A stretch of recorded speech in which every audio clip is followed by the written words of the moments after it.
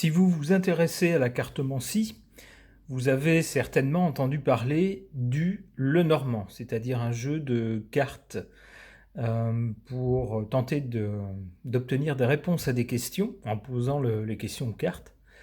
Et ce jeu de cartes s'appelle Lenormand. Donc si vous voulez en savoir un petit peu plus, je me propose de vous présenter un peu ce jeu qui s'appelle le Lenormand.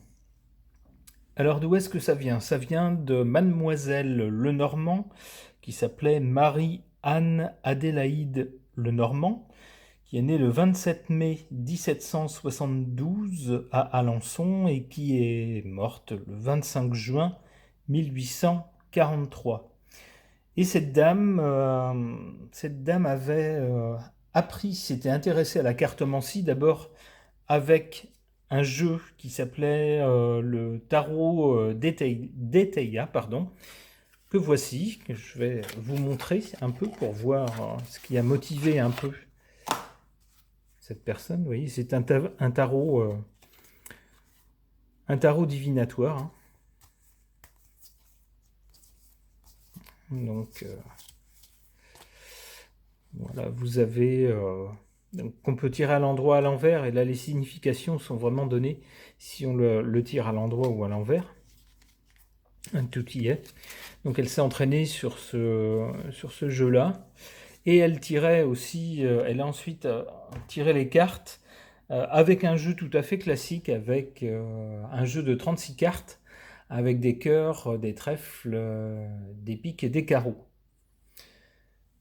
Ce jeu de 36 cartes qu'elle utilisait, en revanche, elle a bien donné une signification à chacune des cartes, et donc elle a annoté son jeu.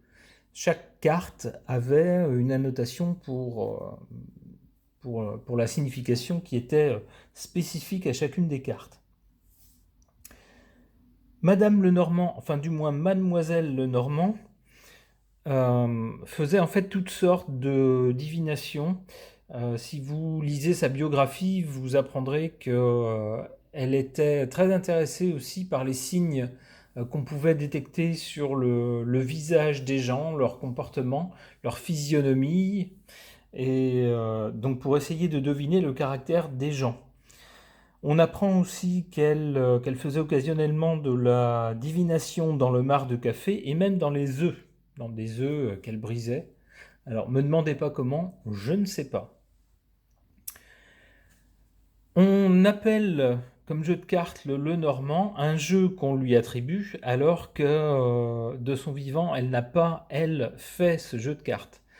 C'est juste par la suite qu'est apparu un jeu de cartes illustré qui reprenait en fait les significations que elle avait données aux cartes, d'un jeu de 36 cartes. Donc désormais on a tout un tas de versions de son jeu qu'on peut découvrir dans des grandes cartes, dans des petites cartes, dans des éditions un peu luxueuses accompagnées de livrets, ou dans des éditions un peu plus simples. En voici par exemple 3 des jeux appelés Lenormand. Alors on va commencer peut-être par celui-ci, qui un peu abusivement titre Tarot.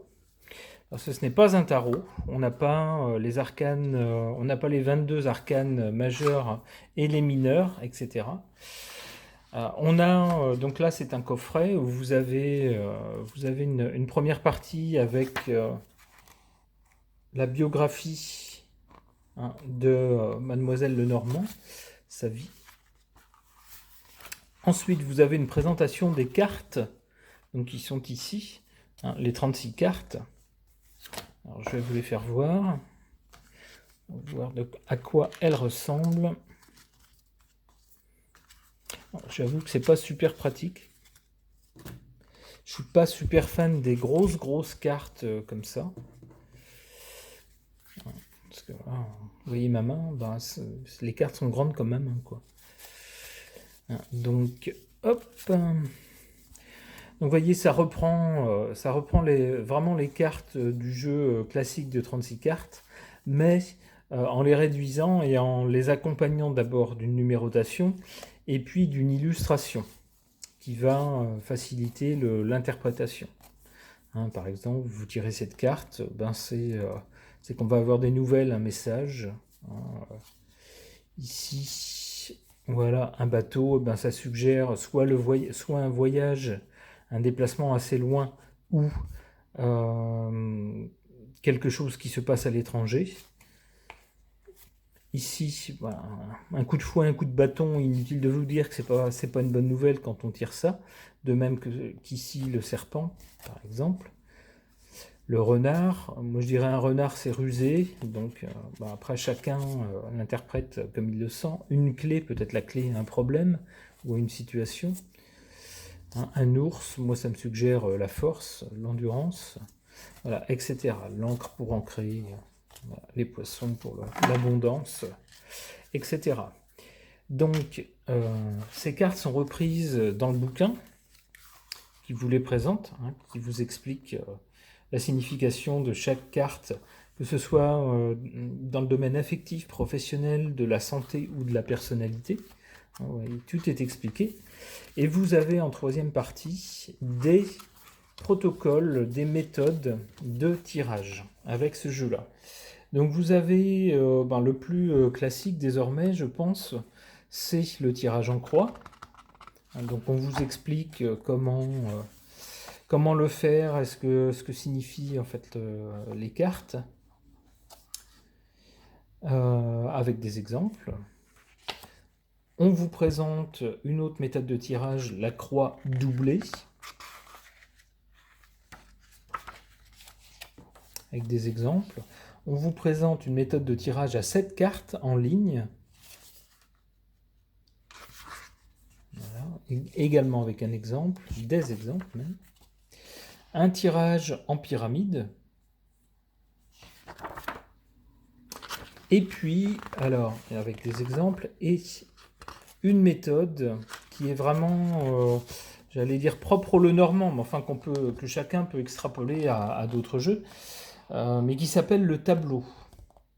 Hein, donc là, il s'agit de tirer les 36 lames, les 36 cartes, hein, de vraiment les mettre toutes et de les retourner ensuite pour partir d'une carte, celle qui représente eh bien, la personne ou la situation, et puis de regarder ce qu'il y a autour et d'aller en développant. Donc ça permet de partir, eh bien, par exemple, si on fait un tirage pour une personne, si on fait un tirage en tableau comme ceci pour une personne, ça permet soit de partir de la personne elle-même, soit de partir d'un domaine, d'un autre domaine, l'argent ou le conjoint, etc. Et puis d'extrapoler à partir de ces cartes avec les cartes qu'il y a autour. Donc là, je pense qu'on... Voilà. On vous donne la façon de disposer les cartes. C'est pas compliqué, hein, c'est 4 rangées de 9. Donc de façon à tirer tout le jeu. Donc voilà pour cette édition-là du Lenormand. Je vous en montre deux autres. Alors ici, on parle de cartes oracle, ce qui est plus juste, hein, parce que c'est pas un jeu de tarot. Et là, on vous met carrément le grand tableau. On vous fait le grand tableau. Donc ici, cette édition vient avec un petit livret. C'est pareil, qui vous donne la signification de chaque carte. Alors c'est très succinct, mais bon, ça peut être intéressant aussi. Donc on retrouve bien le Lenormand. Hein. On a toujours les cartes du jeu de 36 cartes classiques qui est figuré en petit avec une numérotation et des illustrations. Donc c'est la même chose, mais les cartes sont toutes petites cette fois-ci, donc ça peut être intéressant si vous voulez avoir un jeu de cartes toujours avec vous, d'emmener un petit jeu comme celui-ci. En voici un autre. Alors celui-ci est une édition un peu plus luxueuse, avec une jolie tranche dorée, comme vous pouvez le voir. Des cartes qui sont...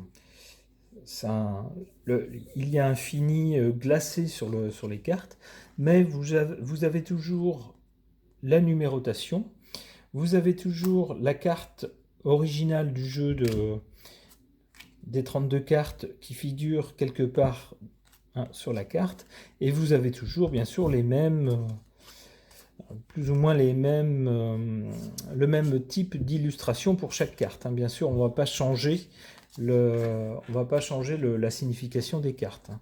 Ici, vous avez un homme, ici, vous avez une ancre, ici, un ours, etc.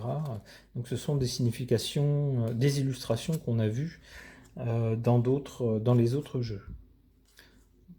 Ici, les poissons, toujours pour l'abondance. Un cavalier, donc quelque chose qui arrive. Montagne, quelque chose qui se dresse devant nous, un obstacle, une difficulté. Un livre, donc le savoir ou quelque chose de secret, etc. Un bouquet, quelque chose de joli. Une consultante ou un élément, un personnage féminin. Ici, le message, etc. Donc bien sûr, vous pouvez les tirer avec la méthode qui vous convient.